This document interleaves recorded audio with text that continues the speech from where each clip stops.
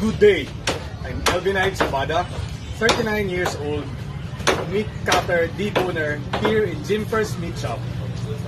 On today's video, I will be sharing with you on how we do our primal cut here in our meat shop. But before that, I will show to you on how I sharpen my knife doing the 22.5 degree angle outbound stroke to ensure safety.